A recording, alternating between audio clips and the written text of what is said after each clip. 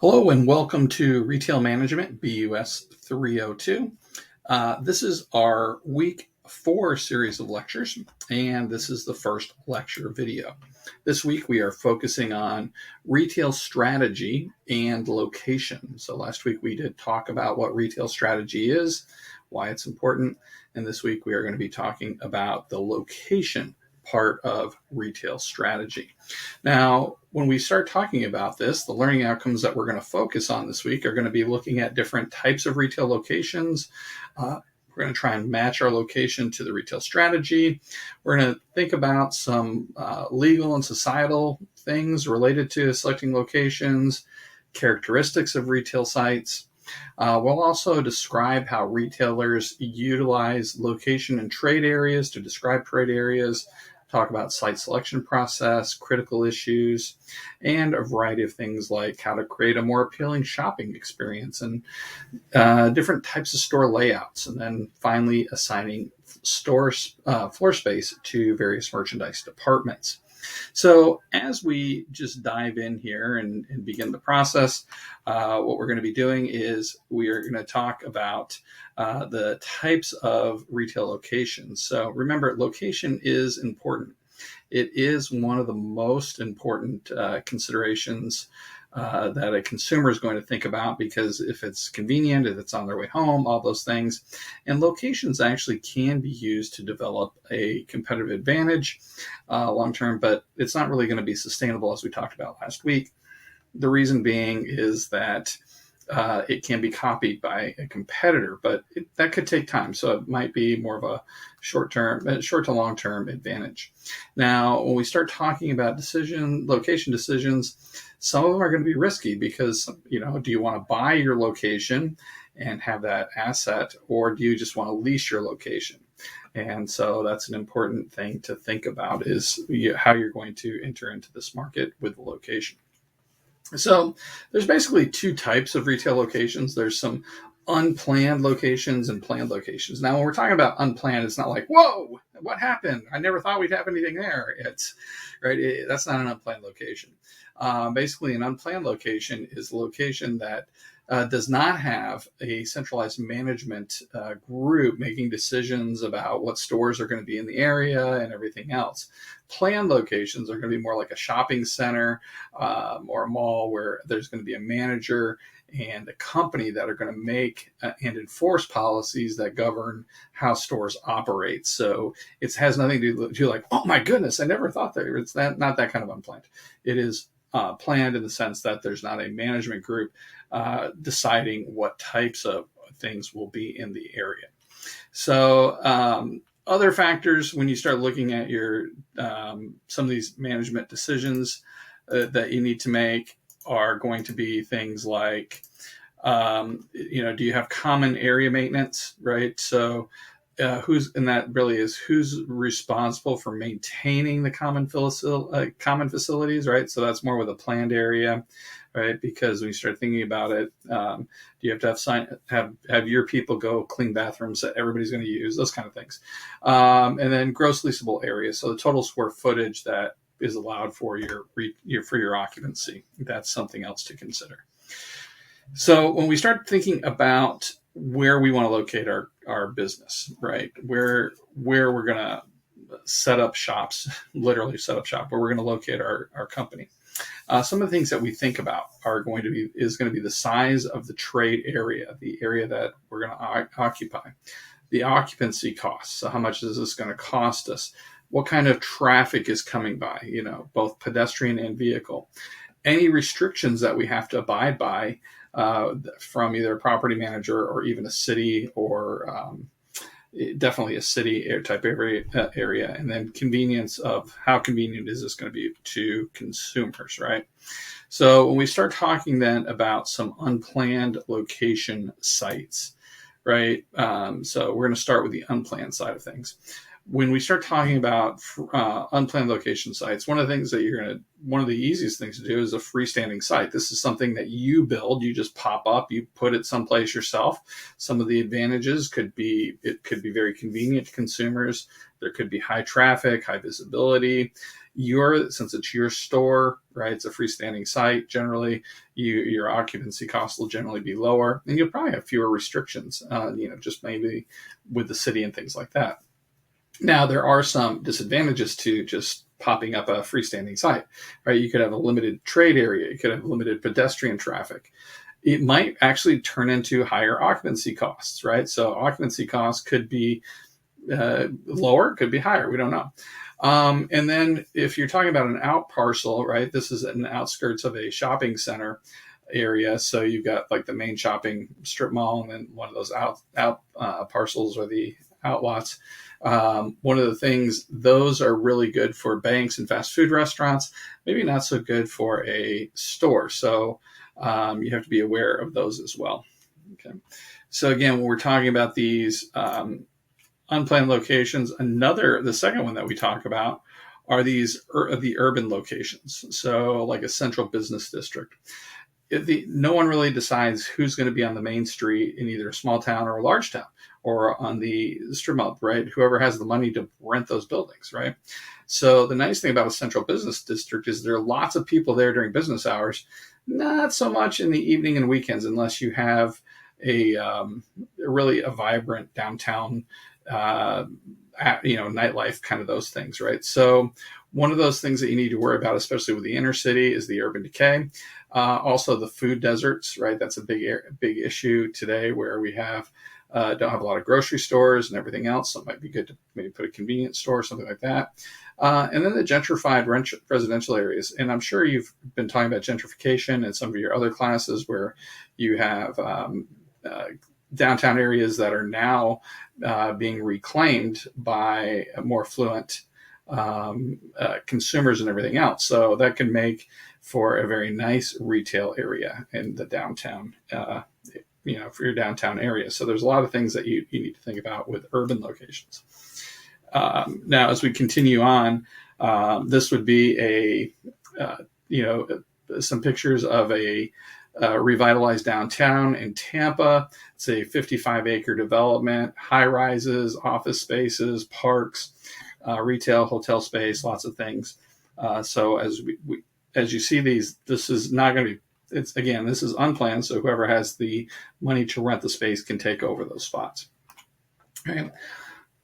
As I also mentioned, Main Street, more of a smaller town area, traditional small town.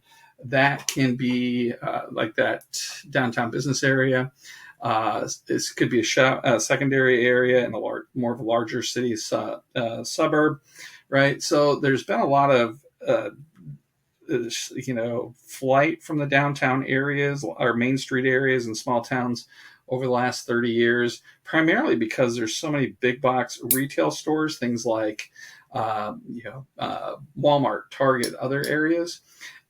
So because of that, we don't see as many things going on in the Main Street. But then again, in the last 5 to 10 years, we've seen a resurgence of main streets in a lot of small towns. So it really depends. So if there's some redevelopment efforts, you might be a great place to locate a smaller retail boutique, something like that. So now they don't draw as many customers as the central business district, but hey, there is it's a resurgence. So it depends on the communities and everything else. So you really have to look at that. But that's a retail area that you might look at.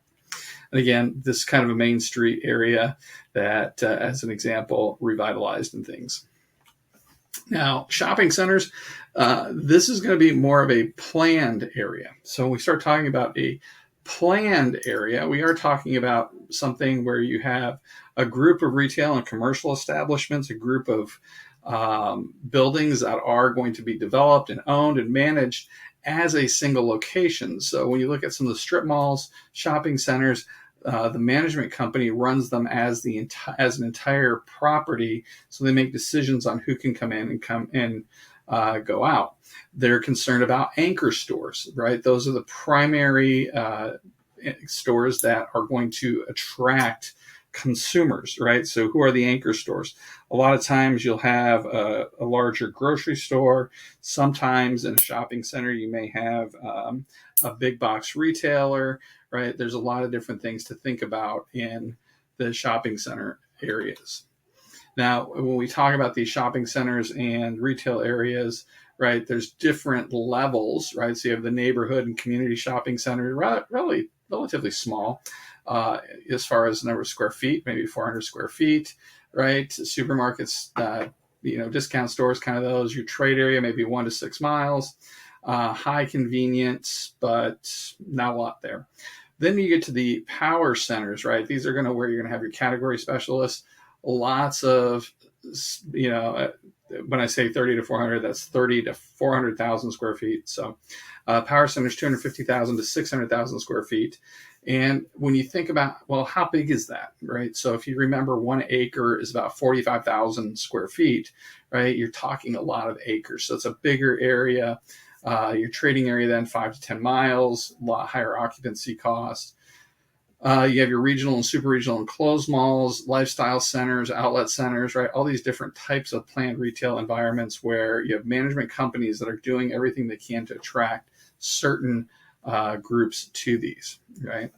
Now, when we talk about, again, these convenience, neighborhood, community, right? These are also your strip shopping centers. That's kind of what we know. You have attached open air stores, parking right in front of the store, easy parking, relatively low occupancy costs. Again, very limited trade area. Power centers, again, this is going to be something where you've got some big box retailers that have freestanding locations. Something like a Best Buy will probably be in there, or other. Best Buy is really known for those, right? So that's kind of an anchor store. They tend to be located near some type of enclosed shopping mall.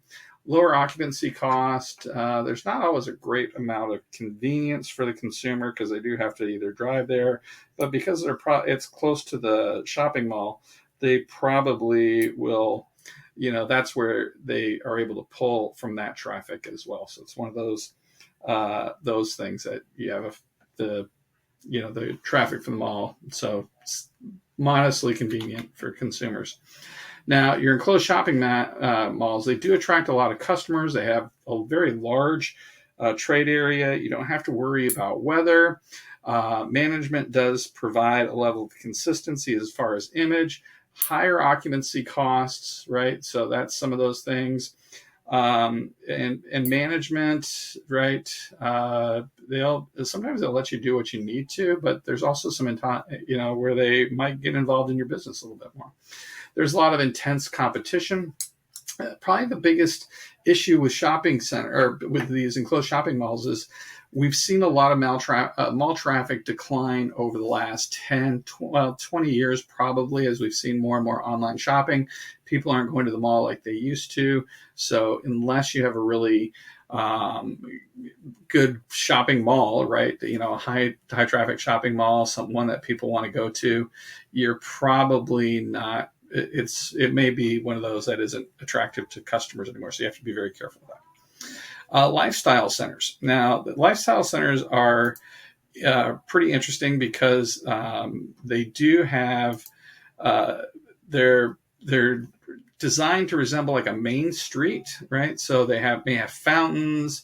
They might have some mixed use in there where you have maybe homes above, like 2-story buildings. So you might have some above the stores, some condos or apartments and things like that, which that's kind of a nice mix where, again, mixed use, or you might have some small businesses.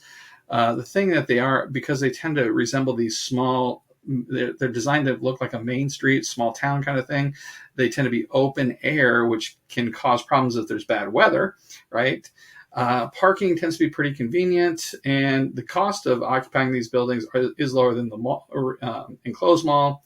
You don't generally have as much retail space. They tend to be smaller areas. So again, these lifestyle centers they're pretty cool concept overall. It's just a matter of finding one that would work maybe in your area, right? So the next type is going to be an outlet center, right? So we have these outlet centers. I love seeing that. Sometimes these are on the highway where I'm driving to go see my kids someplace, right? I might pass an outlet center. Tend to be mostly manufacturer retail outlet stores. They might have an entertainment area someplace, maybe either a movie theater or outside area where they can do, park or something like that. They are more remote. So the ones that I'm talking about are generally like that. I live in Iowa, and my kids live in Minnesota and Wisconsin and things. So when I see them, it tends to be on this highway and this like really off the beat place and everything else. So they are more remote. And again, you're talking retail outlet stores. So these could be overstock merchandise or scratch and dents or whatever, some of those things. So an outlet center, you tend to have lower cost products there as well. Then we have our theme festival centers. Now, they say this is a relatively new concept. However, they have been developing these since the late 70s. Some people, especially if you're living in the area, they might think of it as a tourist trap. Boston's Faneuil Hall, this is one that I've been to, where you've got some historic places where people want to go see history and everything else. But then you have a festival marketplace and some open air, right? So this is kind of a neat model as well. When you start thinking about locations, and again, depending on the type of store or type of retail you're doing, you'd want to try and match that to those particular areas. Mixed use developments. Now, I mentioned mixed use a moment ago. Mixed use combines lots of different things into one area. So when we talk about mixed use, you can have retail, office, residential, hotel, recreation, or other things in one area. It is that work, live, play environment. This is something that they've been working on around the Mall of America for many, many years. And I think that's the next phase where they're looking to add more medical. They've got some hotels and residential and all these things right around that area. And the thought is that you can live there, you can shop there, you can play there. All those things happen in one area. You might not even need a car or something like that. So that would be a mixed use development area. And again, you'd have a management company deciding who is allowed and who is not allowed to be in that concept. So from there, we are looking then at the larger multi format developments. Again, omni centers, the enclosed mall, the lifestyle center, power centers, right? And to be honest, this is going to be more the Mall of America concepts that they've been looking at for the next, and they started this around 2000.